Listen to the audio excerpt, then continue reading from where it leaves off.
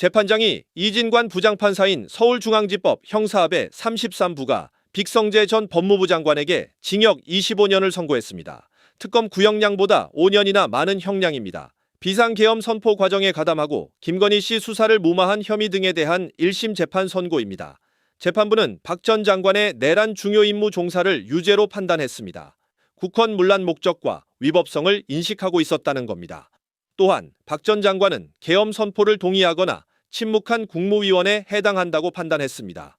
내란 가담 관련 직권남용 혐의도 인정했습니다. 다만 김건희 수사 무마와 관련해 청탁금지법 위반 혐의는 공소를 기각했습니다. 특검의 수사 대상이 아니어서 공소권이 없다고 봤습니다. 구체적으로 박 전 장관은 먼저 계엄 선포 후 법무부에 출국금지팀 비상대기를 명령하고 합동수사본부 검사 파견 검토와 교정시설 수용 공간 확보 지시 등 내란 범죄에 가담한 혐의를 받습니다. 또한 법무부 검찰과의 계엄을 정당화하는 문건을 만들게 한 혐의도 받습니다. 6년차 검사인 정재인 검사는 법 이름으로 법을 파괴했다며 까마득한 검사 선배인 박 전 장관을 직격하는 등 구형 논고가 화제를 모으기도 했습니다. 사회적 진실의 규명에 최선을 다해주신 재판부의 노고에 깊은 경의를 표합니다. 아울러 이 사건 수사와 재판을 엄중한 시선으로 지켜봐 주신 국민 여러분들께도 감사의 말씀 드립니다. 먼저 피고인 박성재에 대한 구형 의견 진술하겠습니다. 법무부 장관은 국가의 법질서를 수호하고 국민의 기본권을 보호하는 최고 책임자입니다. 이와 같은 권한은 오직 헌법과 법률의 테두리 안에서만 행사되어야 하며 그래야만 정당성을 가질 수 있습니다. 그러나 피고인은 윤석열이 비상계엄의 허울을 쓰고 내란을 일으킨 2024년 12월 3일 밤 자신에게 부여된 막중한 권한을 헌법 수호에 사용하지 않았습니다.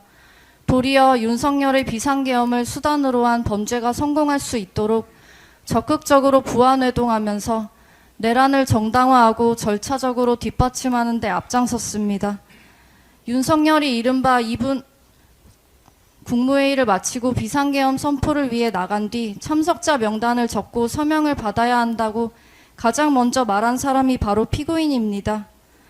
이날 국무회의는 법정 요건을 갖추지 못했음은 물론 윤석열의 비상계엄 선포가 헌법적 법률적 요건을 철저히 결여한 불법적 행위임을 인지하고 있던 피고인은 그럼에도 사후적으로 합법의 외양을 갖추어 국민을 기망할 수 있도록 법기술적 아이디어를 제공하였습니다. 나아가 피고인은 법무부 실무진에 지시하여 윤석열의 비상계엄 선포가 불가피할 뿐만 아니라 정당한 것이라고 강변하는 내용의 문건을 작성하도록 하였고, 이를 비상계엄 선포 다음 날인 12월 4일 이른바 안가 모임에 앞서 보고받았습니다. 내란의 사후 정당화를 위해 비상계엄의 불법성을 세탁하는 데 주도적으로 나선 것입니다. 둘째, 성공한 내란을 위하여 반대 저항 세력을 탄압할 인적 물적 기반을 준비하였습니다. 피고인은 이른바 2분 국무회의가 끝나자 신속히 과천 법무부 청사로 이동하는 차량 안에서 출국 금지팀을 비상대기하도록 지시하는 등 윤석열의 지시사항을 조치하면서 간부회의를 소집하였습니다. 그 자리에서 피고인은 전국 교정시설의 수용 여력을 파악하고 곧 꾸려질 합동수사본부의 검사 파견을 검토하도록 하였습니다. 내란은 비상계엄 선포만으로 성공할 수 없습니다. 저항하는 반대 세력의 물리적 격리와 사법 시스템을 통한 처리가 필수적으로 뒷받침되어야 합니다. 격리를 위해서는 도피를 차단하고 체포하여 수용하고 수사와 공소 제기를 위해서는 전문 인력 지원이 필요합니다.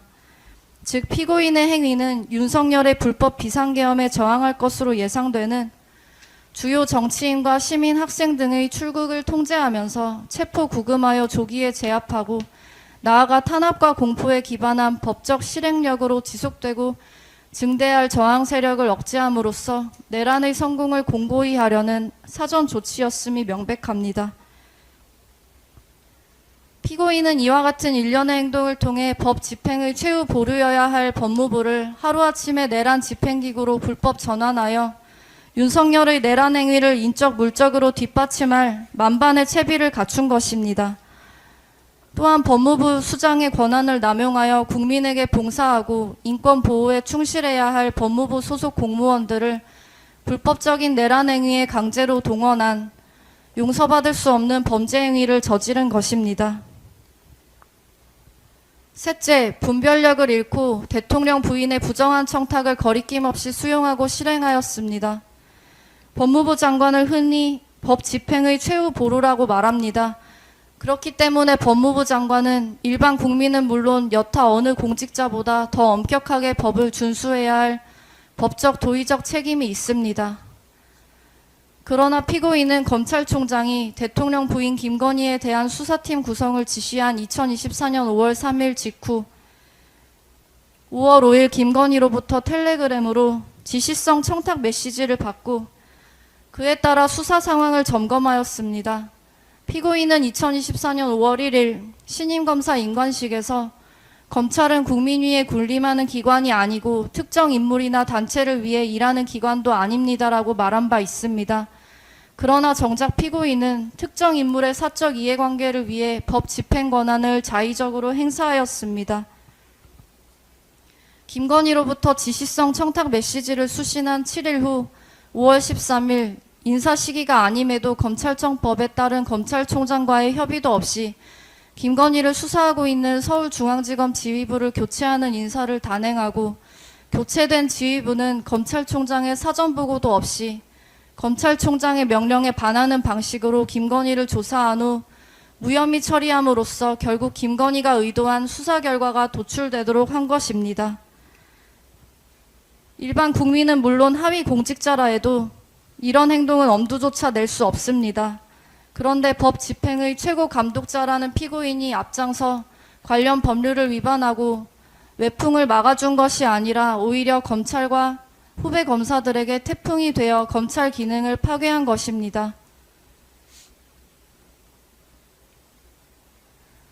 대통령 부인은 대통령이 아닙니다. 사인에 불과합니다.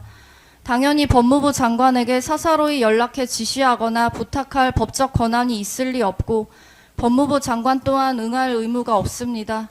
그러므로 피고인이 저지른 일련의 행위는 소통이 아니라 적극적인 권력형 유착이라고 보는 것이 타당합니다. 이는 피고인이 후배 검사들에게 하던 언행과 달리 공적인 법 집행의 기준을 사적인 인연이나 권력의 향배에 따라 자의적으로 운용해왔음을 여실히 보여주는 징표입니다. 윤석열의 내란에 대한 피고인의 적극적인 가담행위 또한 그 연장선에 있다고 봐야 합니다. 넷째, 피고인은 위헌 위법한 행동에 대한 반성은커녕 갖은 거짓말로 국민을 속이고 있습니다. 피고인은 2024년 1월 윤석열에 의해 법무부 장관에 지명된 뒤 다음과 같은 소감을 밝혔습니다. 임명된다면 국민의 신뢰를 받을 수 있는 공정한 법 집행과 국민의 생활 안전, 인권 보호에 최선을 다하겠습니다. 피고인은 법무부 장관 취임사에서 법무부 본연의 임무가 법과 원칙에 따른 법치주의의 실현이라고 역설하였습니다. 법치주의는 국가의 모든 권력 작용이 국민의 뜻을 반영한 헌법과 법률에 따라 이루어져야 한다는 것입니다. 권력자의 자의적이고 독단적인 권한 행사는 허용될 수 없습니다. 우리는 모두 헌법 아래에 있다라는 찰스 휴즈 전 미국 연방대법원장의 말처럼 국민이 선출한 대통령이라 해도 헌법과 법률 위에 있을 수 없고 있어서도 안 됩니다. 이것이 법치주의의 본질입니다. 그 법치주의 실현의 최전선에서 가장 막중한 책임을 부여받은 사람이 바로 법무부 장관입니다. 피고인은 법무부 장관으로서 윤석열이 정치적 반대 세력을 척결하고 국회 무력화를 위해 계엄을 선포하겠다고 말하는 현장에 임해 있었습니다. 검사 경력 26년을 자랑하는 노련한 법조인으로서 윤석열로부터 설명받은 계엄의 사유가 어떤 헌법적 법률적 근거도 갖추지 못했다는 사실을 몰랐을 리 없습니다. 피고인은 대통령을 만류했다라고 주장합니다. 그것이 진심이었다면 피고인은 윤석열의 면전에서 장관직을 사퇴하거나 국무회의가 산회한 뒤 비상계엄의 불법 부당성을 공표했어야 합니다. 법무부 장관은 헌정질서 문란행위가 발생했을 때 이를 저지해야 할 법적인 책무가 있기 때문입니다. 피고인에게는 그럴 시간과 기회가 충분히 있었습니다. 대통령 집무실에서 조태열이 강하게 반대할 때 피고인을 비롯한 누구도 이에 동조하거나 부응하지 않았습니다. 반대할 의사가 있었다면 조태열에 의탁하여 반대하는 태도를 보였을 것입니다. 반대하거나 조태열에 동조하는 사람이 없었기에 윤석열과 한덕수가 정족수를 채워 국무회의를 하더라도 찬성이 과반이 된다는 것을 확인하였기에 정당성 구비를 위해 국무회의를 개최하기로 하였다 할 것입니다. 피고인은 대접견실에 대기하면서 최상목과 조태열이 강하게 반대하는 의견을 윤석열에게 개진할 때 어떠한 동조나 부응하는 태도를 보인 사실이 없고 오히려 최상목과 조태열의 반대 발언에 비아냥대며 경제와 외교가 걱정이 되는 모양입니다라고 말하기까지 합니다. 그리고 도착하여 자신의 옆에 앉은 송미령에게 반대하는 발언을 하도록 제안하는 등 반대를 위해 어떠한 행동도 하지 않았습니다. 오히려 윤석열의 지시를 충실히 메모까지 합니다. 피고인은 법무부 장관 취임사에서 검사들이 검사 선서를 다시 읽고 검사의 직에 나서며 약속했던 마음을 되돌아볼 필요가 있다라면서 저는 오래전부터 공직자는 투철한 사명감과 전문성을 바탕으로 사안을 꿰뚫어 볼 수 있는 통찰력과 옳은 내용을 설득하고 추진할 줄 아는 용기를 갖추어야 한다고 생각해왔다라고 강조한 바 있습니다. 피고인이 새삼 강조한 검사 선서에는 다음과 같은 내용이 있습니다.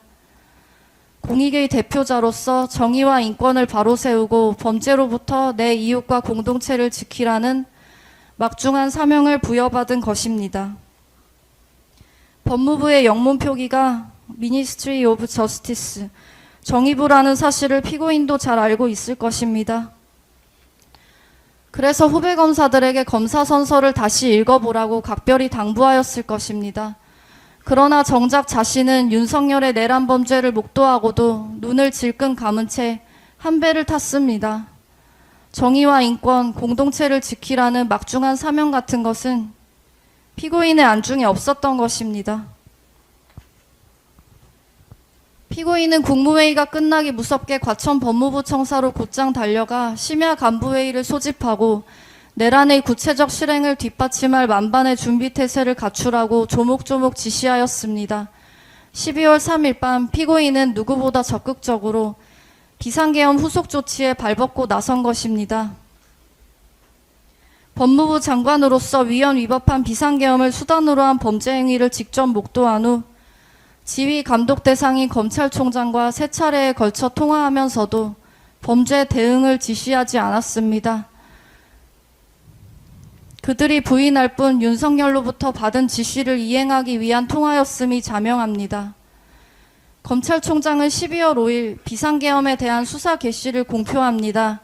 12월 3일과 12월 5일의 차이는 비상계엄을 수단으로 한 내란이 실패했느냐 밖에 없습니다. 그러므로 계엄 선포를 적극 만류했다는 피고인의 주장은 표리부동이나 언행 불일치, 이중성이나 책임 회피를 넘어 국민의 신뢰와 기대를 정면으로 배신한 범죄 행위일 따름입니다. 우리 국민은 암울한 현대사를 통해 국가 권력을 무력으로 찬탈한 권위주의 정부가 실질적인 민주주의를 파괴하면서도 법의 외피만 빌려 독재를 민주정인 양 정당화한 사례를 익히 보아 잘 알고 있습니다. 그때마다 이를 정당화하고 국민을 속인 노련한 법 기술자들이 있었음은 주지의 사실입니다. 피고인도 윤석열의 내란 과정에서 충실한 집행관이 되기를 자청하였습니다. 피고인이 실행에 옮긴 일련의 행위는 윤석열의 내란 범죄에 합법의 가면을 씌워주기 위한 대국민 기망행위입니다. 법을 내란의 도구로 전락시킨 전형적인 권력 남용이며 우리 국민이 수십 년간 피땀 흘려 쌓아 올린 법치주의에 대한 정면 도전입니다. 그럼에도 피고인은 이 재판이 진행되는 내내 일말의 반성조차 내보인 바 없습니다.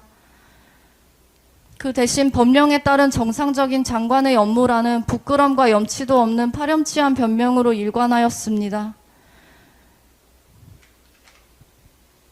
검찰 사무를 관장하는 법무부 장관의 소임을 망각한 피고인의 공소제기 범죄 사실과 같은 행태는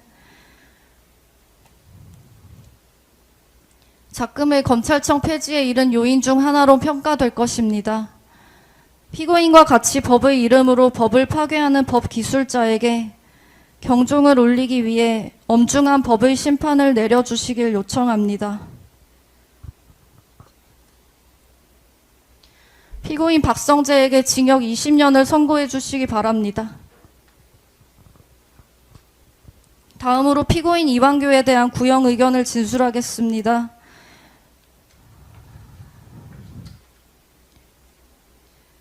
피고인은 윤석열과 대학 사법연수원 동기로 윤석열이 제20대 대통령으로 취임한 직후인 2022년 5월 법제처장에 임명되었습니다. 법제처는 모든 법령의 심사, 해석, 정비를 도맡아 정부의 법무팀 역할을 하는 곳입니다.